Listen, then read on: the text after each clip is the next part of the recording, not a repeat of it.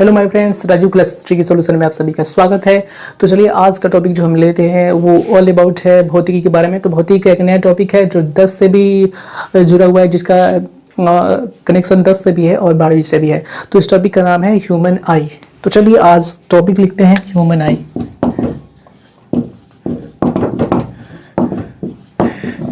मानव नेत्र। देखिए, मानव नेत्र वास्तव में है क्या? मानव नेत्र एक ऑप्टिकल इंस्ट्रूमेंट है, एक प्रकाशीय यंत्र है जिसकी सहायता से हम किसी वस्तु को देखते हैं, ऑब्जर्व करते हैं। तो चलिए ये बात समझ गए कि ये सिंपल बात है, ऑप्टिकल इंस्ट्रूमेंट है, ठीक है, प्रकाशीय यंत्र है जिसकी सहायता से वस्तु को ऑब्जर्व किया जाता है। तो आइए हम लोग क्रम से बारी बारी से देखते हैं कि इसके विभिन्न पार्ट के बारे में क्या क्या मुख्य बातें हैं जो मतलब हम लोगों को जानना चाहिए, ठीक है, जो परीक्षा में इससे रिलेटेड क्वेश्चन पूछता है और जानकारी भी हमको होना चाहिए। तो चलिए स्टार्ट करते हैं। Start the video. सबसे पहले आप कुछ ऐसा आई बॉल बना लीजिए, ठीक है। देखिए नेत्र क्या होता है, गोलीय शेप की तरह होता है और इसे बोलते हैं आई बॉल। इसको आई बॉल बोलने का मतलब ये होता है नेत्र गोलक होता है, इसे हिंदी में नेत्र गोलक बोला जाता है। तो ये क्या है? सबसे पहली बात है कि आई बॉल है, ठीक है। तो चलिए आगे बढ़ते हैं। नेत्र गोलक भी इसे लिख सकते हैं, नेत्र गोलक।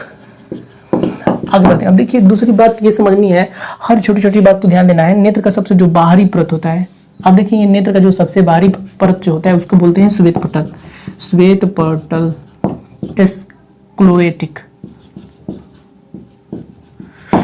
तो आपसे पूछा जाए कि नेत्र के सबसे बाहरी परत को क्या कहा जाता है? श्वेत पटल कहा जाता है, स्क्लेरोटिक कहा जाता है। कोई दिक्कत वाली बात? नेत्र के सबसे बाहरी परत को क्या कहा जाता है? श्वेत पटल कहा जाता है। देखिए आप हमारी आंखों में देखिएगा तो देखिए ब्लैक पॉइंट के साथ साथ ये उजला वाले सरफेस दिखाई देता होगा आपको। तो उजले वाले सरफेस को क्या बोलते हैं? बोलिए तो श्वेत पटल बोलते हैं। अब श्वेत पटल के गुण क्या होते हैं? देखिए ये होता है अपारदर्शी। अपारदर्शी का मतलब कि इससे प्रकाश आर पार नहीं जा सकता है। ओपेक, ओपेक होता है। और दूसरी बात है कि ये टॉप होता है। टॉप का मतलब होता है ये कठोर होता है। तो आप समझ गए कि अपारदर्शी होता है, टॉप होता है, कठोर होता है और श्वेत रंग का होता है, इसलिए इसका क्या है? श्वेत पटल हो गया। तो नेत्र का सबसे बाहरी पार्ट जो श्वेत होता है, जो कठोर होता है और पारदर्शी होता है, उसे श्वेत पटल कहते हैं, ठीक है। चलिए ठीक है। चलिए एक और सरफेस होता है जो नेत्र के अंदर से होता है। श्वेत पटल के जस्ट नीचे एक सरफेस होता है, ठीक, जिसे क्या बोलते हैं? बोलिए तो कोराइड। तो याद रखिएगा इसको कोराइड बोला जाता है। तो नेत्र का जो आउटर मोस्ट सरफेस होता है उसको बोलते हैं श्वेत पटल। श्वेत पटल के जस्ट अंदर जाइएगा तो एक ब्लैक टिश्यू से बना हुआ, मतलब ब्लैक कोशिकाओं से बना हुआ एक सरफेस होता है जिसे बोलते हैं कोराइड। तो ये कहीं कहीं ब्लैक भी लिखता है, कहीं कहीं क्या लिखता है? भूरे रंग का होता है, कहीं कहीं लिखता है, कहीं कहीं ब्लैक लिखता है, ठीक है। तो याद रखिएगा भूरे रंग का, ब्लैक रंग का होता है। भूरे रंग ज्यादा मतलब प्राथमिकता दी जाती है भूरे रंग को, ठीक है। तो सबसे बाहरी परत को क्या बोलते हैं? श्वेत पटल कहा जाता है। और श्वेत पटल के अंदर का जो सरफेस होता है वो कैसा होता है? भूरे रंग का होता है, जिसे क्या बोलते हैं? कोराइड बोला जाता है। तो याद रखिए हमने दो चीजों के बारे में अभी अध्ययन किया है।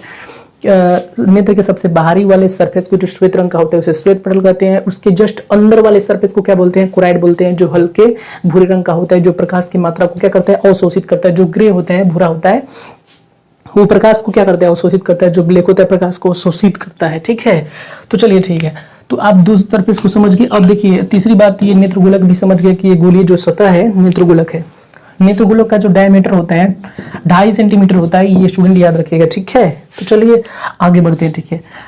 अब देखिए जो ये कोराइड है, कोराइड के जस्ट अंदर का जो सरफेस होता है छोटी छोटी कोशिकाओं का बना होता है, नर्व सेल से बना होता है, ठीक है। नर्व सेल से बना होता है, याद रखिएगा इस सरफेस को। इसी को बोलते हैं रेटिना। क्या बोलते हैं? बोले तो रेटिना बोलते हैं।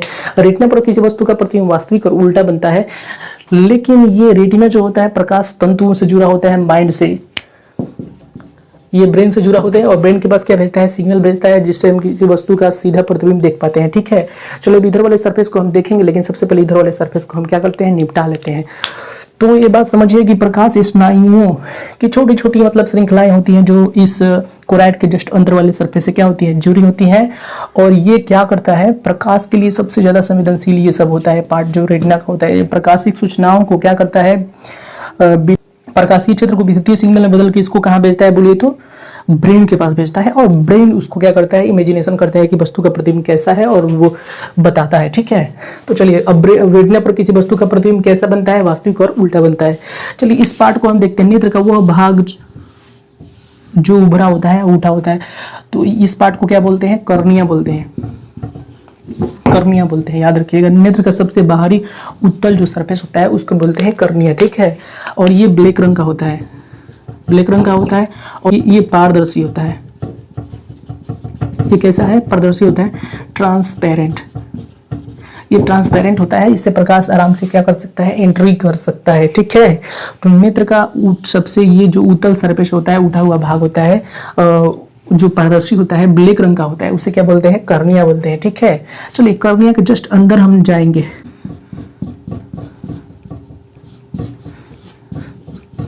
इस आकृति को ध्यान से देखिएगा, इसको बोलते हैं आइरिस। आइरिस को एक तरह से बोल सकते हैं कि ये नेत्र का क्या है, शटर है, कितना प्रकाश अंदर जाना है इसका निर्धारण किससे होता है बोले तो आइरिस के द्वारा होता है। तो आइरिस देखिए ऊपर नीचे डायफ्राम की तरह दो तरह का होता है आइरिस। ठीक है, तो इसको बोलते हैं आइरिस, इसको भी बोलते हैं आइरिस। ठीक है, और ये प्रकाश की मात्रा को नियंत्रित करता है कि आंख में कितनी मात्रा में प्रकाश एंट्री करेगा।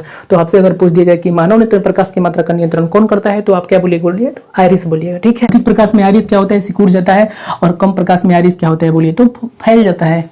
तो ये बहुत इंपॉर्टेंट बात है। देखिए अब यहाँ पर ध्यान से देखिएगा, यहाँ पर एक गोलीय सतह से बनता है, इसको बोलते हैं पुतली, पुतली प्यूपिल। प्यूपिल की सतह को बोलते हैं, आइरिस के द्वारा जो छिद्र बनता है उसे बोलते हैं प्यूपिल, या क्या बोलते हैं बोले तो पुतली बोलते हैं। और ये कभी कभी बढ़ता घटता रहता है। अधिक प्रकाश में क्या होता है, सिकुड़ के छोटा हो जाता है, और कम प्रकाश में ये फैल के क्या होता है, बड़ा हो जाता है। तो याद रखिएगा ये छोटा बड़ा होते रहता है पुतली, क्योंकि पुतली की जो आकृति होती है, आपसे बोला जाए किससे निर्धारित की जाती है, तो आइरिस से निर्धारित की जाती है। जब आइरिस दूर दूर चला जाएगा तो पुतली बड़ा हो जाएगा, जब आइरिस नजदीक हो जाएगा तो पुतली क्या हो जाएगा, छोटा हो जाएगा। तो कब होता है, जब अधिक प्रकाश में क्या होता है, ये दूर दूर चले जाते हैं तो बड़ा छिद्र बन जाता है, और अधिक प्रकाश में ये सिकुड़ जाता है। ठीक है, क्योंकि इसे एक निश्चित मात्रा में प्रकाश चाहिए और ज्यादा प्रकाश नहीं चाहिए, तो ये सिकुड़ा लेता है। क्योंकि जब अधिक इंटेंसिटी होती है लाइट की, तो कम ही जगह से बहुत ज्यादा लाइट क्या होता है, गुजर जाता है। तो ये बात याद रखिएगा, प्रकाश की मात्रा का नियंत्रण किससे होता है, आइरिस से होता है। ठीक है, तो फिर से हम एक बार आपको रिवीजन कर देते हैं। नेत्र के सबसे बाहरी भाग को क्या बोलते हैं, श्वेत पटल बोलते हैं। श्वेत पटल के अंदर के भाग को क्या बोलते हैं बोले तो कुराइड बोलते हैं। ठीक है, कुराइड के जस्ट अंदर सरफेस जाइएगा तो प्रकाश स्नायुओं से बनी होती है, छोटी छोटी नर्व सेलों से बनती है, जिनका कनेक्शन ब्रेन से होता है, जिसे क्या बोलते हैं, रेटिना बोलते हैं। रेटिना पर किसी वस्तु का प्रतिबिंब कैसा बनता है, वास्तविक और उल्टा बनता है। और यहाँ पर समझिए, नेत्र का वह सरफेस जो उठा होता है और ब्लैक होता है और पारदर्शी होता है, उसे क्या बोलते हैं, कॉर्निया बोलते हैं। और नेत्रदान जो किया जाता है, वास्तव में कॉर्निया का ही नेत्रदान किया जाता है, नेत्र किसी और पार्ट को नहीं दिया जाता है। कॉर्निया वहीं किसी नेत्र में एडजस्ट कर दिया जाएगा तो प्रकाश क्या हो जाएगा बोलिए तो उसे एंट्री करने लगेगा और हम किसी वस्तु को देख पाएंगे। ठीक है, तो नेत्रदान में आपसे बोला जाएगा नेत्र के किस पार्ट को दान किया जाता है, तो आप बोलिएगा किस पार्ट को दान किया जाता है, तो कॉर्निया को दान किया जाता है। ठीक है, कॉर्निया के जस्ट अंदर जाएंगे तो डायफ्राम की तरह दो आकृतियां मिलती हैं, जिन्हें क्या बोलते हैं बोलिए तो आइरिस बोलते हैं। आइरिस से प्रकाश की मात्रा का क्या होता है बोले तो नेत्र में नियंत्रण होता है। आइरिस के द्वारा जो छोटा सा होल बनता है उसे क्या बोलते हैं बोले, प्यूपिल बोलते हैं, पुतली बोलते हैं। देखिए नेत्र में ब्लैक वाले पार्ट के अंदर भी एक छोटा सा ब्लैक होता है, उसी को क्या बोलते हैं, पुतली। उसी अधिक प्रकाश में पुतली क्या होता है, सिकुड़ जाता है, और कम प्रकाश में पुतली क्या होता है बोले तो फैल जाता है और बड़ा हो जाता है। ये बात याद रखिएगा। ठीक है, चलिए अब इसके बारे में और भी पढ़ लेते हैं। रेटिना में देखिए 2-3 पॉइंट होते हैं जिसके बारे में जानना जरूरी है, और एक यहाँ पर एक बिंदु होता है जिसको बोलते हैं वेलो पॉइंट। वेलो पॉइंट का मतलब होता है पीत बिंदु। देखिए पीत बिंदु का मतलब क्या होता है, रेटिना का वह भाग जो बहुत ज्यादा सेंसिटिव होता है, जो ज्यादा मतलब प्रकाश के लिए संवेदनशील होता है, उसको क्या बोलते हैं बोलिए तो पीत बिंदु बोलते हैं। और जो बिंदु सबसे कम संवेदनशील होता है उसे बोलते हैं ब्लाइंड पॉइंट। उसे क्या बोलते हैं, ब्लाइंड पॉइंट। उसको हिंदी में बोलते हैं अंध बिंदु। तो आप ये समझ सकते हैं कि रेटिना का वह सरफेस, वह भाग, रेटिना का वह भाग जो प्रकाश के लिए ज्यादा संवेदनशील होता है उसे बोलते हैं पीत बिंदु बोलते हैं, वेलो पॉइंट बोलते हैं। और जो कम संवेदनशील होता है, जो संवेदनशील होता ही नहीं है, जहां पर प्रकाश का कोई मतलब असर ही नहीं होता है, तो उसको क्या बोलते हैं, जो प्रकाश के लिए एकदम असंवेदनशील है, उसको क्या बोलते हैं, अंध बिंदु बोलते हैं। बात आपको अच्छी तरह समझ में आ रही होगी। क्योंकि यहाँ पर देखिए ये नेत्र के इस पार्ट से प्रकाश स्नायु क्या है, जुड़े हैं। ये सूचनाओं को इलेक्ट्रिकल सिग्नल में बदल के कहाँ भेजता है, ब्रेन के पास भेजता है। इसका और कोई काम नहीं है, ठीक है। इसलिए ये प्रकाश के लिए उतना संवेदनशील नहीं होता है, बस याद रखिएगा ये बात, ठीक है। आगे बढ़ते हैं। वेलो पॉइंट हो गया और ब्लैक पॉइंट हो गया। चलो अब यहाँ से देखिए, ये जो पुतली है, पुतली के जस्ट पीछे जाइएगा, देखिए यहाँ पर मांसपेशियों का एक आवरण मिलेगा। यहाँ पर भी मांसपेशियों का एक मतलब आवरण मिलेगा, ठीक है। बहुत सारे मांसपेशियां ग्रुप में होती हैं और उनसे एक जुड़ा होता है लेंस। तो देखिए लेंस की वक्रता बाहर की तरफ क्या होती है, थोड़ा ज्यादा होती है, अंदर की तरफ वक्रता कम होती है। बताइए तो अपने इमेजिनेशन से कि ये कौन सा लेंस है। देखिए कॉन्वेक्स लेंस है। तो देखिए पुतली के जस्ट अंदर जाएंगे तो क्या मिलेगा, बोले सिलियरी मांसपेशियों से जुड़ा हुआ एक लेंस मिलेगा, जिससे कन्वेक्स लेंस बोला जाता है। इसको नेत्र लेंस की संज्ञा दी गई है, ठीक है। नेत्र लेंस, जो लेंस नेत्र में होता है उसे नेत्र लेंस बोला जाता है, ठीक है। ये क्या होता है बोलिए तो द्विउत्तल लेंस है, ठीक है। जो किसी वस्तु का प्रतिबिंब कहाँ बनाता है बोलिए तो रेटिना वाले पार्ट पे बनाता है। और रेटिना पर बनने वाला प्रतिबिंब आप जानते हैं कि उत्तल लेंस जो होता है, किसी वस्तु का प्रतिबिंब अगर उसके फोकस से बाहर कोई वस्तु स्थित हो तो उसका प्रतिबिंब वास्तविक और उल्टा बनता है। तो ये किसी वस्तु का वास्तविक और उल्टा प्रतिबिंब रेटिना पर बनाता है। और रेटिना से ये जो सिग्नल होता है, प्रकाशीय सिग्नल जो होता है, इलेक्ट्रिकल सिग्नल में चेंज हो जाता है। उसके बाद ये ब्रेन के पास जाता है। ब्रेन उसे कैसा देखता है, सीधा देखता है। तो याद रखिएगा कि रेटिना पर बना प्रतिबिंब कैसा होता है, वास्तविक उल्टा होता है, लेकिन ब्रेन की सहायता से हम उसे कैसा देखते हैं बोलिए तो सीधा देखते हैं, ठीक है। तो उम्मीद करते हैं ये बात आपको समझ में आई होगी। यहाँ पे छर शंकु नाम की कोशिकाएं होती हैं जो इमेज से संबंधित होती हैं और जो सिग्नल दिमाग को देती हैं, ठीक है। तो आगे बढ़ते हैं, इसके बारे में देखिए एक और इम्पोर्टेंट बात समझ लीजिए। नेत्र लेंस और रेटिना के बीच में एक द्रव होता है, ठीक है, जिसे बोलते हैं VH। VH का मतलब होता है बैक्टीरियस ह्यूमर। बैक्टीरियस ह्यूमर का मतलब होता है कच्छाप द्रव। हिंदी में इसको बोला जाता है कच्छाप द्रव, या किसी किसी किताब में ऐसे भी लिखा है कांच द्रव। कच्छाप द्रव या कांच द्रव होता है जो पारदर्शी होता है। याद रखिए लेंस और रेटिना के बीच एक पारदर्शी द्रव होता है जो कांच की तरह व्यवहार करता है, तो उसे कच्छाप द्रव, कांच द्रव या क्या बोलते हैं बोलिए तो बैक्टीरियस ह्यूमर कहते हैं। चलिए ठीक है, आगे बढ़ते हैं।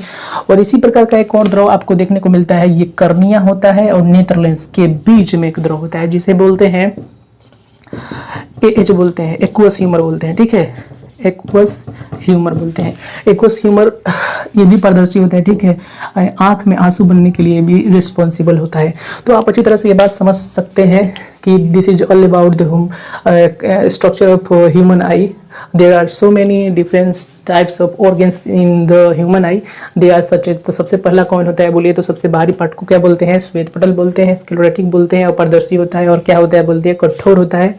अब देखिए आंख में जो उजला वाला पार्ट है, जस्ट उसके नीचे आएंगे तो कैसा पार्ट मिलेगा, क्लोराइड मिलेगा, ठीक है, जो हल्के भूरे रंग का होता है, जो प्रकाश की मात्रा को क्या करता है, अवशोषित करता है। जस्ट इसके नीचे आएंगे तो हमको मिलेगा रेटिना।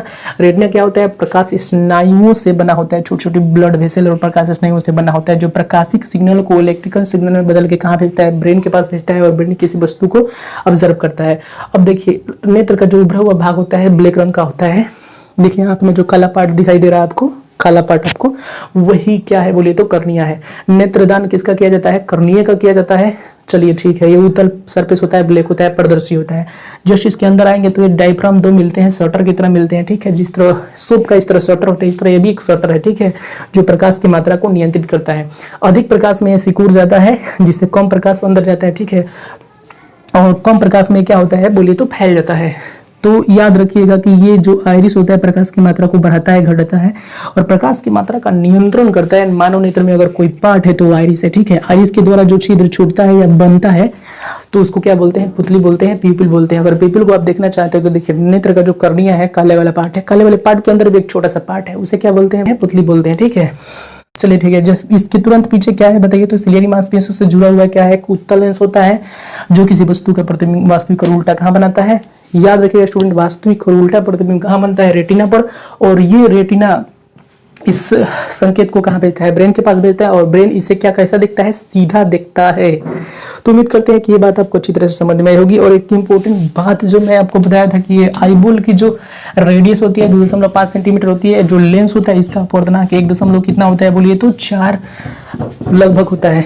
चलिए ठीक है, तो देखिए एक और बात है, अगर एक क्वेश्चन हमेशा पूछ रहता है कि नेत्र के लिए दूर बिंदु कितना होता है? एक समान और स्वस्थ नेत्र के लिए दूर बिंदु कहाँ तक वो दूर की स्थित वस्तुओं को देख सकता है? तो याद रखिएगा, स्वस्थ नेत्र के लिए दूर बिंदु क्या होता है बोलिए तो अनंत होता है। अनंत पर स्थित वस्तु को भी आसानी से वो क्या कर सकता है? देख सकता है। और एक स्वस्थ नेत्र के लिए नजदीक बिंदु कितना होता है? D = 25 सेंटीमीटर होता है। 25 सेंटीमीटर से नजदीक अगर किसी वस्तु को रखिएगा तो ये वस्तु को नहीं देख पाएगा।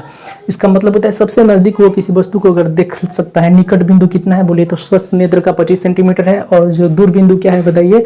अनंत है। ये बात अच्छी तरह से याद रखना चाहिए, क्योंकि ये दूर बिंदु और नजदीक बिंदु यही जब इधर उधर डिस्टर्ब होते हैं तो इंसान के अंदर में डिफेक्ट्स उत्पन्न होता है उसके आंख में, ठीक है।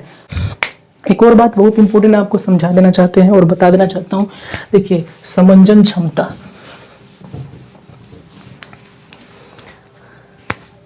समंजन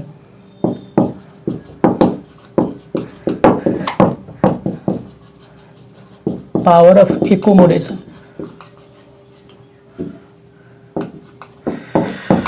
देखिए, समंजन क्षमता क्या है? नेत्र की समंजन क्षमता। नेत्र की समंजन क्षमता वह क्षमता है जिसमें वह दूर की और नजदीक की दोनों वस्तुओं का प्रतिबिंब कहाँ बनाता है बोलिए तो रेटिना पर बनाता है। तो नेत्र का वह गुण जिसके कारण उसकी फोकस दूरी बदलती रहती है। मैंने दूर स्थित वस्तु का प्रतिबिंब भी रेटिना पर बनाता है, नजदीक स्थित वस्तु का प्रतिबिंब भी रेटिना पर बनाता है। इस प्रकार बोल सकते हैं नेत्र का वह गुण जिसके कारण उसकी फोकस दूरी क्या होती है बोल दिए तो बदलती रहती है। नेत्र का वह गुण जिसके कारण उसकी फोकस दूरी बदलती रहती है उसे बोलते हैं पावर ऑफ एकोमोडेशन। नेत्र लेंस की समंजन क्षमता। नेत्र, अब जो कांच होता है उसकी फोकस दूरी क्या होती है? फिक्स होती है, लेकिन जो ये लेंस होता है इसकी फोकस दूरी बढ़ती घटती रहती है। जब हम दूर की स्थिति के वस्तुओं को देखते हैं तो ये लेंस क्या होता है? सिलियरी मांसपेशियां इसको खींचती हैं, ये पतला हो जाता है, इसकी फोकस दूरी क्या होती है बोलिए तो बढ़ जाता है। जब नजदीक की वस्तु को हम देखते हैं तो ये इतना ढीला छोड़ देती है, लेंस मोटा हो जाता है और फोकस दूरी घट जाता है, जिस कारण हम नजदीक की वस्तुओं को देख पाते हैं रेटिना पर। तो नेत्र लेंस का वह क्षमता जिसके कारण इसकी फोकस दूरी बढ़ती घटती रहती है, जिसके कारण वह दूर के वस्तुओं को भी रेटिना पर फोकसित करता है और नजदीक की वस्तुओं को भी रेटिना पर फोकसित करता है। इस गुण को क्या बोलते हैं? समंजन क्षमता बोलते हैं। ये बात आपको अच्छी तरह समझ में आई होगी। तो नेत्र के लिए दूर बिंदु कितना होता है? अनंत होता है। नेत्र के लिए नजदीक बिंदु कितना होता है? D = 25 सेंटीमीटर होता है, जिसके कारण वो दूर या नजदीक की वस्तु को रेटिना पर फोकसित करता है। इस गुण को क्या बोलते हैं? समंजन क्षमता बोलते हैं। उम्मीद करते हैं कि ये सारी बातें आपको अच्छी तरह समझ में आई होगी। तो आप इस वीडियो को अच्छी तरह से देखिए, शेयर कीजिए अपने दोस्तों में, सब्सक्राइब कीजिए मेरे चैनल को। Okay, thank you.